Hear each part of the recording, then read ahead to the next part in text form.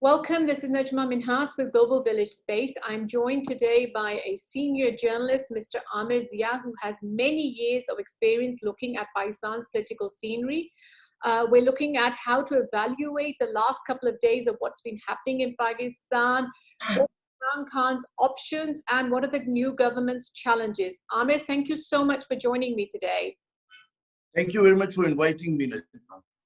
Amir, tell me, Dawn editorial has described Imran Khan as being politically immature by leaving the assemblies and going on the streets. In your mind, what were his options?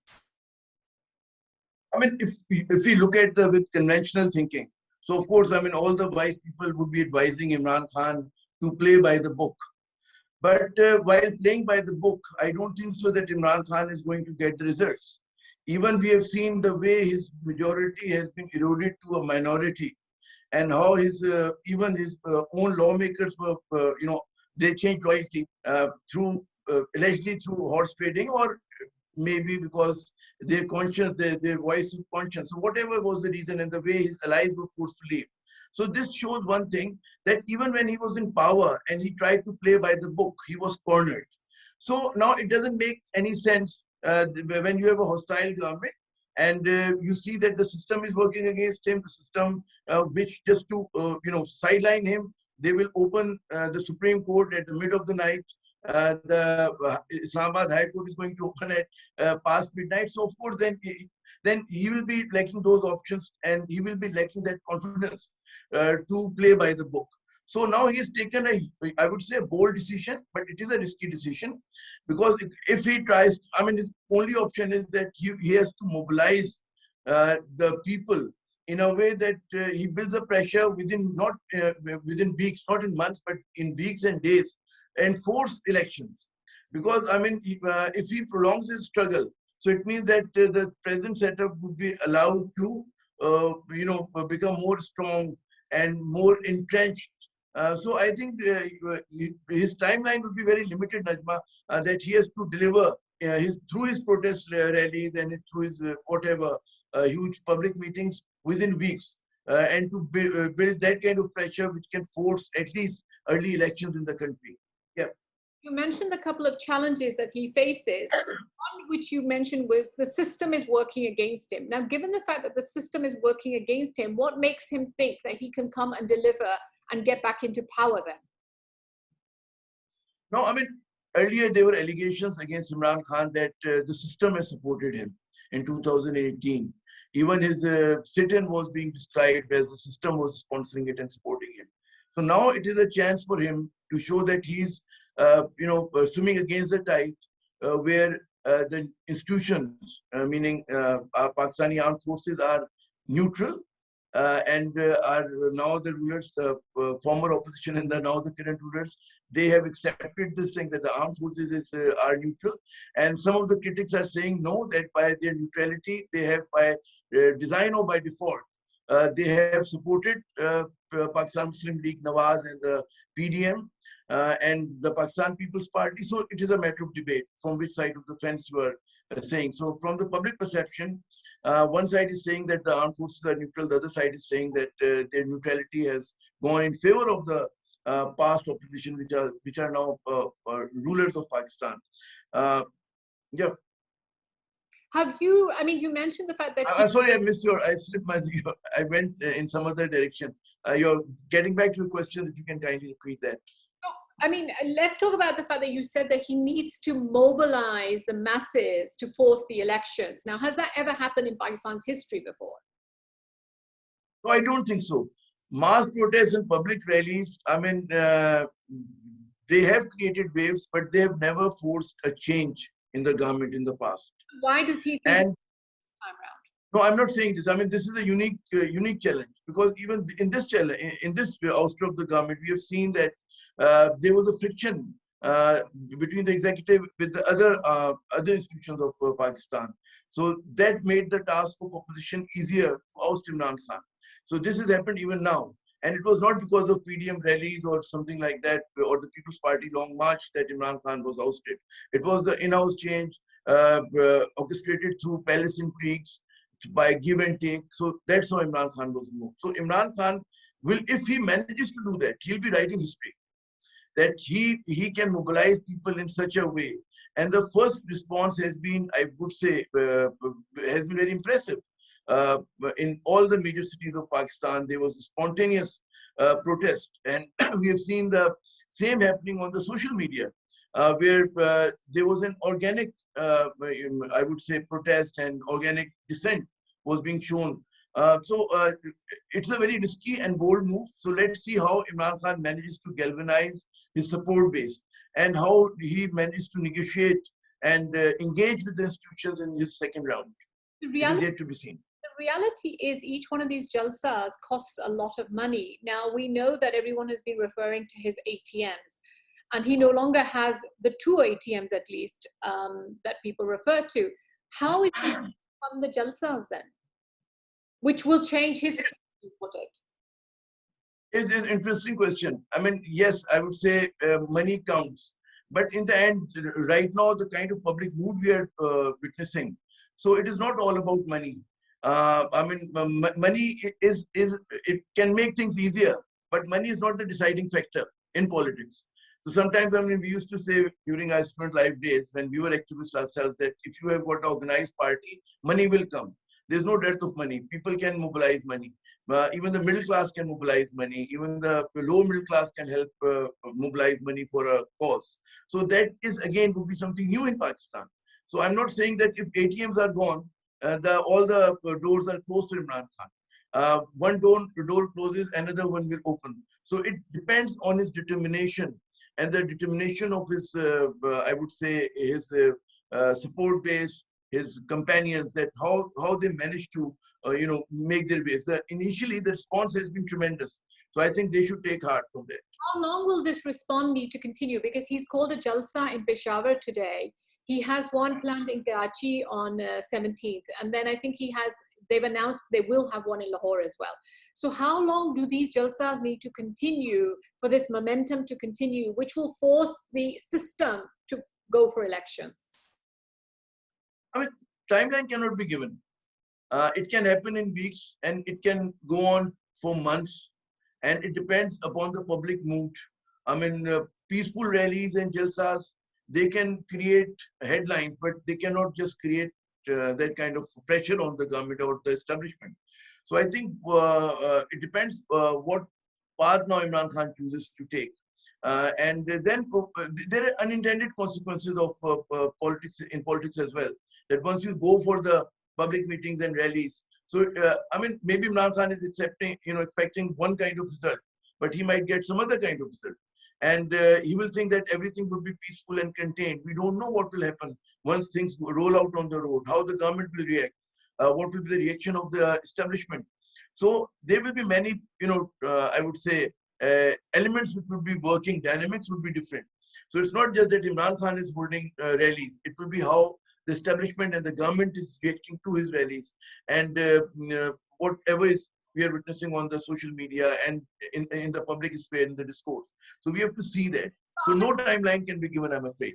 Different about these rallies though, because we know that in 2014, during the whole period of the Dharna, he brought out people every single day in Islamabad, and it lasted for 4 months, 120 days or so, but it didn't do any system. Prime Minister Nawaz Sharif continued in government. So what is different about this time in your mind that may pressurize the system to call for early elections? If you recall, I mean, 2014, what we had witnessed was that Imran Khan was joined by Maulana Tahir Qadri's party. And at that time, Imran Khan couldn't mobilize on his own that many people whom we are witnessing today. So that, I would say, a huge difference. And from the day one of that movement, there were allegations against him that the entire movement, the entire sit-in was being supported by the establishment. So now, I mean, he's swimming against the tide. There should be no doubt about it. And now it is, I would say, the organic people's support on which he will be banking. So he will be writing history if he manages to force a change. I mean, we have no precedent in Pakistani history before that through protest and rallies, an opposition can, make its way. So we have to see that. And there's a lot of risk in that. And both for the government and for the opposition and even for the state of Pakistan, because the kind of polarization I'm witnessing right now, I mean, at least not in my professional life or not in my life I've seen. Maybe that was in 1971 during the debacle of East Pakistan. Maybe then, but I mean, I was just a kid at that time. But since I've been covering journalism, politics for the last 30 years, 3 decades. I've never seen this kind of mobilization, never seen this kind of anger, spontaneous anger from the people. And there's a lot of disappointment. People are, I would say, many are heartbroken. Many are not ready to believe what has happened in Pakistan. Because what we see is that the entire discourse has been turned upside down. I mean, those who are being accused of corruption, those who are being, of all sort of allegations, now they are back in the saddle. And people are asking whether at that time the discourse was wrong, at that time the allegations were untrue, they were false, or something has happened right now. So either we were terribly wrong in the past or we are terribly wrong right now. Okay, we don't know. So this is something that we should be thinking about, and I want to come to that. How do institutions in Pakistan need to reflect on this spontaneous anger and the polarization that you refer to? We're hearing now that people are being taken up, are being picked up for expressing spontaneous or running social media trends. Do you think the institutions, how do you think the institutions should be reflecting on this? And are they doing it the right way that they're doing it? The reflection that's happening. I mean, number one, let's talk about the Pakistan Armed Forces. And we know that it is Pakistan's most organized institution. It is the only institution which enjoys massive public support. No other institution in Pakistan, no other political party, no one else but the Pakistan Armed Forces, which enjoy, I would say, blind faith of the people of Pakistan by 99.9% people. And what we have seen in the past, that the tiny group of liberals who dominate Pakistan's English language press, and we have seen sub-nationalists, and we have seen that India's disinfo lab type of efforts, the fifth generation war, which we have spoken about, we have heard a lot about it. And so we have seen that despite all their efforts, they did not manage to, turn around the public sentiment against the Pakistan army. That has never happened, never in the past. They continue to enjoy this massive support. And even when some of the mainstream parties broke ranks, like Pakistan Muslim League Nawaz, and even sometimes Pakistan People's Party criticized them, even then we have seen that that massive public support was with them. Now, I mean, I would say what is the difference between past and present? The difference is that the support base of the Pakistan Tehreek-e-Insaf and the support base of the Pakistan Armed Forces, I would say it overlaps each other. I mean, we have to accept this fact, mostly. And so that support base, I think, has been divided now. That's one thing has happened. There were some core values because of which people of Pakistan love their armed forces. On the external front, they see that they are the ultimate guardians of Pakistan's frontiers. They will not compromise on our Kashmir policy. It is, I mean, we think it is a sin that, I mean, the Pakistan Armed Forces can show any flexibility. And at the same time, they are going to protect our frontiers and national interests against Indian aggression and things like that. So that is one thing people trust them. The second, on the domestic front, again, we always thought that people always thought that Pakistani armed forces, they are the most upright. It is an institution to trust, and they are, working as a bulwark, as a barricade against the corruption, against whatever deceit or what we see in Pakistani politics. So then again, it's a trust level. And now there is a complete shock. I have to quote Shahbaz Sharif's tweet when he pasted a clip of Shahbaz Sharif as Prime Minister taking guard of honor from the Pakistan Armed Forces. And he said that he expressed his anguish, he expressed his distress and his pain that those people who are being accused of corruption in the past are brave officers and jawans are saluting him. So, I mean, these are the questions people of Pakistan are asking, and they're right to ask these things. You cannot just ignore them. It's not possible that, I mean, you say that one day XYZ is corrupt and the other day you would say that he's kosher now. So, I mean, there should be some accountability either of the past or of the present. Yes, sir. What about the Supreme Court and the courts governments in general? I mean, do they need to reflect about any of their actions? Of course, I mean, I would say I've seen a lot of on social media that people are criticizing judiciary, the conduct of judiciary. And people are again right in asking tough questions that we have never seen such kind of risk action when it comes to public interest, when it comes to a victim of rape, when it comes to the victim of murder victim. We see that the killer of Nazim Jokio, he was brought in official protocol to vote in this vote of no confidence motion. So people are right in asking where are our courts and what is our legal system, what is our judicial system, what is our politics. And they've never seen that. They still remember, many people remember the Model Town firing incident in which more than a dozen lives were lost and nothing came out of it. And our history and our day-to-day, we see daily crime, daily witness loot and plunder, white-collar crime. We have never seen Pakistani courts, superior courts acting the way they've acted in the case of 2 million no confidence motion. And in all the courts of Pakistan. The Supreme Court alone has around 40,000 cases that they're waiting to hear. So I think that's one of the things that really pressurizes. So Amir, I'd like to ask you, the imported government Twitter trend line that started and has received millions and millions of tweets. What kind of pressure does that put the new current government under, coming in with that Twitter headline? There are a number of pressures on this government, huge challenges. I mean, the foremost is, of course, economy, which is a natural challenge. But I mean, the problem with this government is far bigger. Its legitimacy is in question. And even before the birth of this government, its legitimacy was being questioned. And now with this allegation that it is an imported government. So this thing I'm stuck to them much more than the selected allegation against Imran Khan. So I would say it is fate, or I would say it's a bigger problem for them for being called imported government. One. The second is that it is a unity of diversity. Here we see that in this unity of diversity, there are political forces which have competing interests. So I don't think so that they'll be able to run the show smoothly. Even within the PML ranks, I would say there's some sort of a discord which is going to surface sooner than later. So this is the second challenge. The third challenge is, of course, a very aggressive Imran Khan. So he'll be on the roads. Fourth, which should be the number one challenge, is our economy. It is possible that because of reportedly good relations with US and other countries, so IMF can be very soft on this new government. In the past, I remember when Ishaq Dar was the finance minister, there were many waivers given to Pakistan.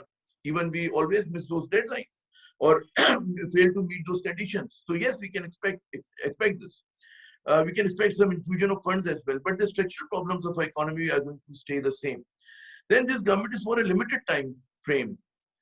We do not know is it for 6 months, for a year? At the most, it will be for a year, 13 months, 14 months at the most, and it can be as short as 3 months or 6 months. So we don't know. So again, everything would be will be done on a very, I would say, ad hoc basis. So these are all big challenges which I don't think so will make Shahbaz's job easy. Right. The challenge that the imported government tagline imposes on the government in terms of repairing its relationship with the United States. I mean, we've heard that Mariam might be going to the United States, but I don't know in what kind of official capacity that could be. But do you think there is an issue that we need to repair our relations and this puts a problem for the government? I think there's a general consensus in Pakistan that we should have good relations with every political, a mighty empire like the United States and all our neighbors and all the major countries. So there is a broad consensus, and even PTI is part of that consensus. PTI never wanted bad relations with the United States or with Washington.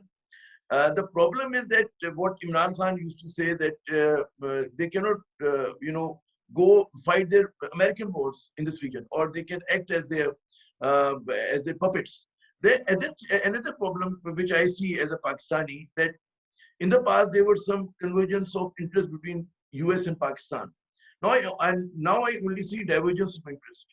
Why? One is that of US contain China policy. And of course, this is not in our interest, so we are standing directly conflict with that. India is a strategic partner, and by this they mean they want to prop up India against China and establish its hegemony in this region. So again, this is not in our interest. And of course, they want to compromise on our Kashmir policy. They are Americans are uneasy with our missile program and with our nuclear program. So all these things are, I would say, there are divergence of issues between these two countries. So I do not know how this new government or this establishment would like to bridge them without sacrificing the core interest. Because I mean, Americans will not sacrifice anything. Their agenda will come with all laced with democracy and human rights and freedom of expression. It is just like a crusade. I mean, recently I told a few friends of mine that why Americans oppose jihadis. They oppose jihadis for one reason. They're expansionist, they are intolerant, and they want to impose their agenda. So the Americans have the similar sort of politics. They want to impose their set of values on other countries. They go for wars for their values, just like any jihadi. So I don't think so there will be any flexibility from American side, but yes, Pakistanis can show a lot of flexibility. So I'd like to, final question, I'd like to get your thoughts on a couple of actions that the government's taken, the new government has put together in the last 2 days since they've been in government. One is a diplomatic passport has been issued to former Prime Minister Nawaz Sharif. The second is the Prime Minister, now Shahbaz Sharif, has brought in all his blue-eyed boys from Punjab, which includes one bureaucrat who has cases of corruption of billions of rupees and has spent time in jail. Today we've heard that FIA officers have been removed from their positions.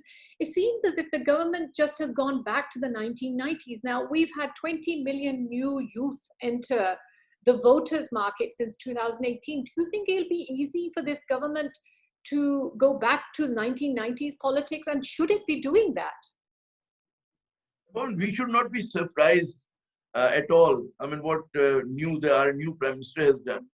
I mean, the same way you're talking about issuing of the diplomatic passport to Nawaz Sharif. And the bigger question will come once he lands in Pakistan, will he be going to jail or not? And how Shahbaz Sharif is going to protect his brother. So it is, it's the house of Sharifs. It is sheer nepotism. In the past, what was the criticism against Nawaz Sharif? That he doesn't let power go out of the hands of his family.